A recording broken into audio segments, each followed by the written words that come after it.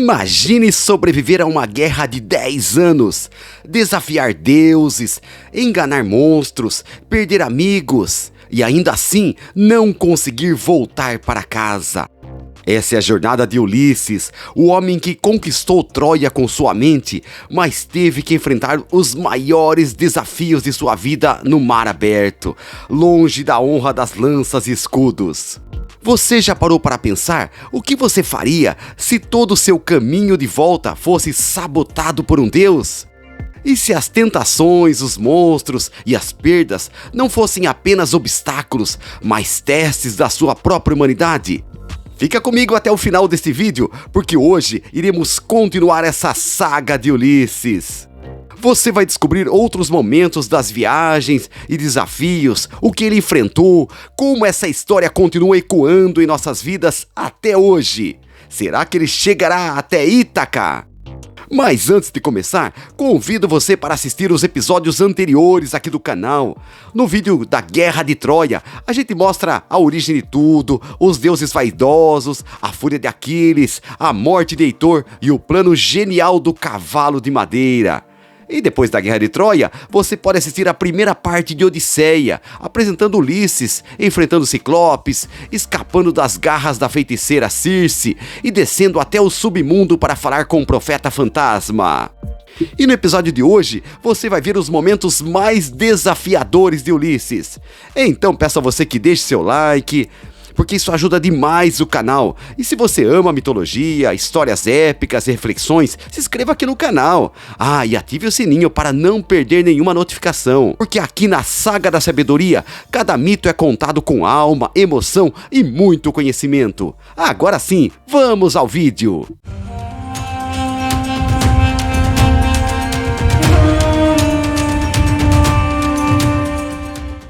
Saindo da ilha de Circe, o último aviso. Depois de enfrentar o feitiço da poderosa Circe, que havia transformado seus homens em porcos, e depois se encantado com a coragem de Ulisses, o herói finalmente se preparava para partir. Mas antes de deixá-lo ir, Circe, além da revelação que Ulisses deveria consultar o espírito do profeta Tiresias, que estava no submundo, também revelou que o caminho até Ítaca ainda guardava provações quase impossíveis de vencer. Ela o advertiu: se quiser voltar para casa, terá que resistir à voz mais doce do mundo, um som que nenhum homem jamais ouviu e sobreviveu para contar. Ela estava falando das sereias, criaturas mitológicas com o dom de cantar desejos profundos diretamente à alma dos navegantes. Suas vozes não eram apenas belas, eram encantadoras, sedutoras, hipnóticas. Elas prometiam o que os homens mais desejavam: sabedoria, glória, amor, consolo. Mas todo aquele que se deixava levar pelo canto das sereias naufragava. O canto das sereias.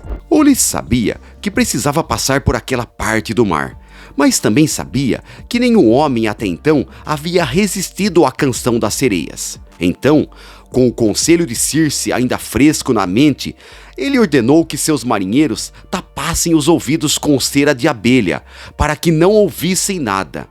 E quanto a ele, Ulisses queria ouvir, queria experimentar o canto, queria conhecer a tentação, sem se entregar a ela. Por isso, pediu que o amarrassem ao mastro do navio. E por mais que eu implore, não me soltem. E assim foi feito. À medida que o navio se aproximava das rochas traiçoeiras, a música começou a flutuar sobre as ondas. Era um som diferente de tudo. Cada palavra tocava seus desejos mais íntimos. O desejo de ser compreendido, o desejo de repouso, de paz. As sereias lhe prometiam um fim digno, prometiam que ele seria lembrado para sempre, se apenas ouvisse até o fim. Ulisses gritou, suplicou, chorou, quis se libertar, mas seus homens não podiam ouvi-lo. E o navio passou, as sereias cantaram para as ondas e ninguém olhou para trás. A ira dos ventos. Depois de vencer as sereias, Ulisses acreditava que o pior havia passado. E então chegou à ilha de Éolo, o Senhor dos Ventos. Ulisses parecia enfim estar perto do fim de sua jornada.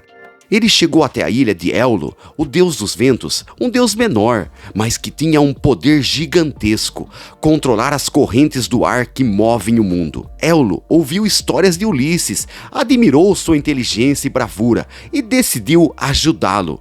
Presenteou o herói com um saco feito de couro de boi, selado com um nó mágico, contendo todos os ventos contrários, os ventos que podiam desviar o navio do caminho para Ítaca. Dentro daquele saco estavam vendavais, tempestades e correntes traiçoeiras. Fora dele, Éolo deixou apenas o vento oeste soprando livre, que levaria Ulisses direto para casa. E aqui vai um detalhe que muita gente não percebe. Ulisses já conseguia ver o contorno de Ítaca no horizonte. Faltava tão pouco, mas... como em tantas histórias da mitologia e de toda a vida, o verdadeiro perigo nem sempre vem de fora. Durante 9 dias, Ulisses ficou acordado, firme no leme, cuidando do curso, confiante de que o fim de sua odisseia estava próximo. Mas no 10º dia, exausto, ele cedeu ao sono e foi aí que tudo desmoronou. Movidos pela curiosidade e pela desconfiança, seus marinheiros acharam que aquele saco escondia ouro, prata, tesouros de um rei. E sem hesitar, abriram o saco. Imediatamente, os ventos furiosos escaparam, explodiram em volta do navio e criaram uma tempestade tão intensa que o barco foi arremessado de volta ao alto mar, bem longe da costa de Ítaca. E em vez de voltarem para casa, eles retornaram para o ponto de partida, a ilha dos comedores de lotos e da tentação. Depois da fúria dos ventos e da desesperança de ter Ítaca tão perto e ao mesmo tempo tão longe, Ulisses e seus homens foram levados pelas correntes a uma terra que parecia diferente de tudo o que já tinham visto. O sol era suave, a brisa constante e a natureza exuberante. A ilha parecia tranquila, perfeita. Ali viviam os lotófagos, um povo pacífico, silencioso, quase sonolento. Eles ofereciam aos visitantes um fruto dourado, adocicado, colhido da flor de lótus. Mas aquele presente, como quase tudo na Odisseia, vinha com um preço. O lótus não era venenoso, era confortável, era libertador, era o fim da dor. Quem comia daquela planta esquecia de quem era, esquecia do sofrimento, da guerra, das perdas, mas também esquecia do seu lar, esquecia de Ítaca. Ulisses observou seus homens provarem o fruto e aos poucos perderem o brilho nos olhos. Sentaram-se à sombra, sorriram satisfeitos, como se a jornada tivesse acabado.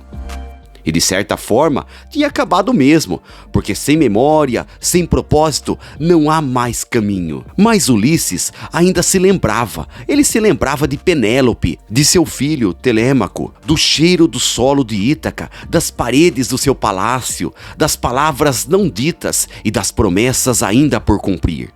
Então, ele arrastou seus homens de volta para o navio, um a um contra a vontade deles, carregando-os nos ombros como quem carrega memórias pesadas que não quer esquecer. Porque às vezes lembrar dói, mas esquecer é desaparecer.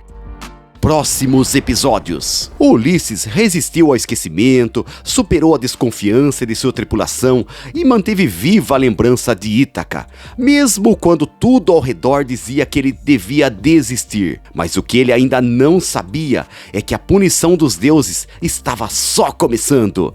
E no próximo episódio você vai conhecer a Ilha dos Bois Sagrados do deus Hélio, a fúria de Zeus e o naufrágio e o amor-prisão de Calipso, que ofereceu a Ulisses o que nenhum outro ser poderia, a imortalidade. Esperamos vocês aqui para acompanhar esse momento épico. E se a história te tocou, deixa seu like, se inscreva no canal, ative o sininho para notificações e compartilhe esse vídeo com seus amigos para que mais pessoas acompanhem essa saga da sabedoria. A jornada de Ulisses é um lembrete de que não é a força que nos faz voltar para casa, mas a persistência de não desistir, mesmo quando tudo parece perdido. Até o próximo vídeo, que os deuses estejam com vocês nessa jornada.